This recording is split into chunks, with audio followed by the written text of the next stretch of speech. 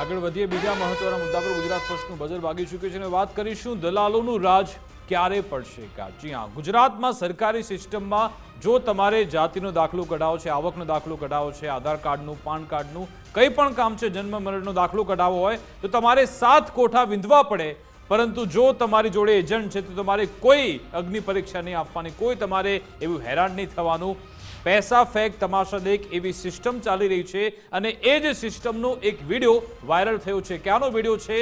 આ વિડીયો છે આણંદ કલેક્ટર કચેરીનો, જ્યાં રૂપિયા આપો અને 1 કલાકમાં દાખલો લઈ જાઓ। અને એમાં એવી પણ સ્કીમ છે કે ફક્ત રૂપિયા ના આપો, પરંતુ જો તમારી પાસે ડોક્યુમેન્ટ પણ નથી તો થોડા ઓર વધારે રૂપિયા આપો, ડોક્યુમેન્ટ વગર પણ આવકનો દાખલો, જાતિનો દાખલો લઈ જાઓ, એવું કલેક્ટર કચેરીની બહાર અહીંયા ચાલી રહ્યું છે। હકીકતમાં આવા લોકોને તો એમાં પ્રવેશ હોતો નથી, છતાં પણ એ પરિસરમાં ઊભા રહીને સ્પષ્ટપણે ભાવ બોલી રહ્યા છે કે આટલા રૂપિયા લાવો અને તમે આ સરકારી કાગળ લઈ જાઓ।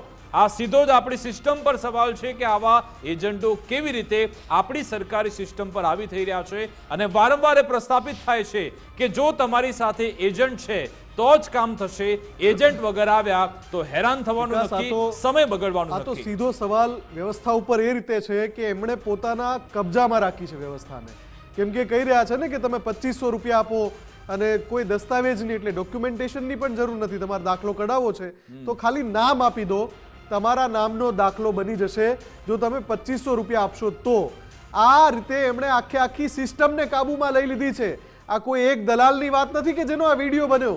જ્યાં જ્યાં આ રીતે દલાલ પ્રથા ચાલે છે, એજન્ટ પ્રથા ચાલે છે ને, આ સવાલ આખા ગુજરાતની તમામ એ સિસ્ટમ ઉપર છે કે જ્યાં આ રીતે સંકુલની અંદર, કેમ્પસની અંદર આવા દલાલો ઊભા રહીને પૈસા લઈને કામ કરાવી આપે છે।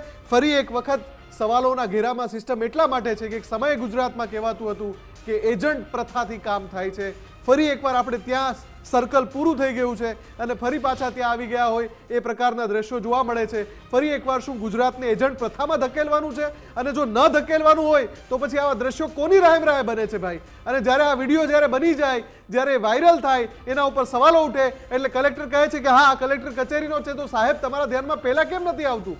તમારા કોઈ માણસ તમને ધ્યાન દોરતા જ નથી કે આપણા સંકુલમાં નીચે સાહેબ, આપણા કેબિનની નીચે સાહેબ, તમારી ઓફિસની નીચે અહીંયા દાખલા વેચાય છે 2500 રૂપિયામાં। શું તમને કોઈએ નહોતું કહ્યું?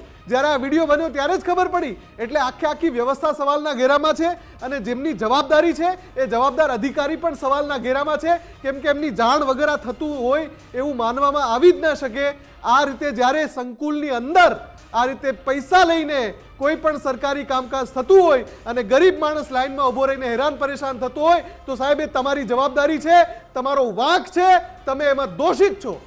મુફદ્દલ, આમાં આ લોકોની આખી ચેન હોય છે। આ જે એજન્ટ હોય છે એને કોન્ટ્રાક્ટ આપેલો છે કે ભાઈ તારે આટલા કેસ રોજના લઈને આવવાના, તારું બધું જ, કારણ કે એજન્ટ પૈસા લે છે વગર ડોક્યુમેન્ટ જો ત્યાંથી કાગળ નીકળે છે, એનો મતલબ કે એ સરકારી કચેરીની અંદર બેઠેલો એક વ્યક્તિ ફૂટેલો છે, એની મંજૂરી વગર આ બધા ડોક્યુમેન્ટ બહાર નીકળવાના જ નથી। એટલે કે એજન્ટ આ બધા બકરાઓ લઈને આવે છે, આવા વ્યક્તિઓને લઈને આવે છે અને પછી એ સરકારી કર્મી પાસે જાય છે અને રોજ રાત્રે હિસાબ થાય છે, એમાં તેમના ડ્રાઈવર, એજન્ટો, આ બધાની ભાગ બટાઈ છે અને કેટલાક એસીબીના કર્મીઓની પણ ભાગ બટાઈ। એમને પણ બધી જ ખબર હોય છે કે ક્યાં કોઈ સેટિંગ થઈ રહ્યું છે, ક્યાં પૈસા કેવી રીતે જઈ રહ્યા છે। ઘણા કેટલાક એવા એસીબીના ભ્રષ્ટ અધિકારી પણ છે જેમની પણ આ લોકો પર રહેમ નજર છે। એટલા માટે જ આવા એજન્ટો ફૂલ્યા ફાલ્યા છે, કારણ કે તમે કેટલી એવી ગુજરાતમાં રેડ જોઈ કે જેમાં ફ્લાઇંગ રેડ કરવામાં આવ્યું કે કોઈને ખબર નથી, અચાનક એસીબીની ટીમ એ કલેક્ટર કચેરીમાં પહોંચે છે અને તપાસ કરવા લાગે છે। એવું ક્યાંય થતું નથી।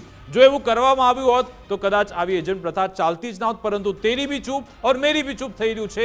આખરે આ વિડીયોમાં કેવો સંવાદ થઈ રહ્યો છે પહેલા એ સાંભળી લે, કેવી રીતે ઓફર થઈ રહી છે પૈસાની। તમે કેમના કોમ કરતા આટલી ગરમી બાપા? આટલી ગરમી ઓછા ચાલશે કે 1500 1800 જ આપો? ચાલશે ને ઓછા આપીને કામ કરવાનું છે ને?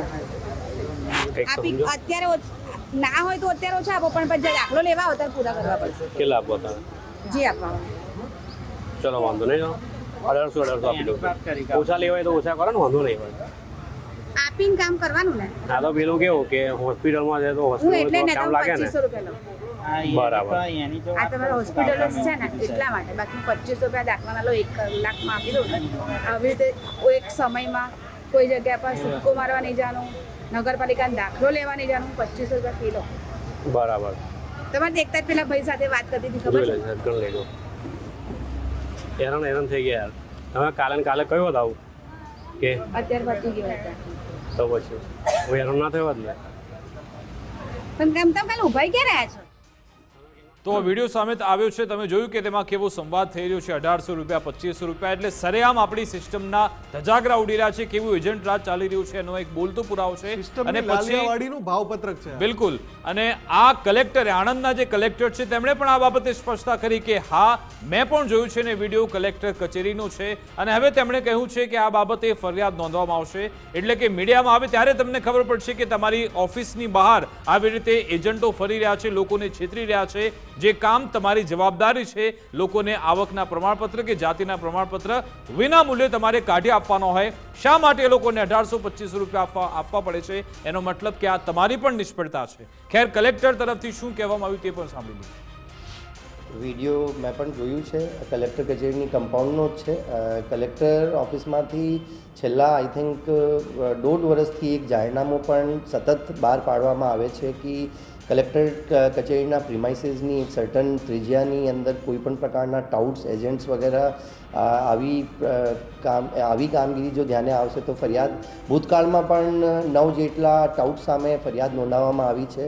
આજે પણ આ વિડીયો સામે આવ્યાથી તાત્કાલિક પ્રાંત અધિકારી તરફથી તપાસ પણ થઈ હતી. 2 અહીંયા ટાઉટ્સ આજે પણ મળ્યા હતા જેના સામે એફઆઈઆર થઈ છે, અને જે વિડીયોમાં બેન છે વિડીયોમાં એમના સામે પણ એફઆઈઆર આજે પ્રાંત અધિકારી તરફથી નોંધવામાં આવી છે.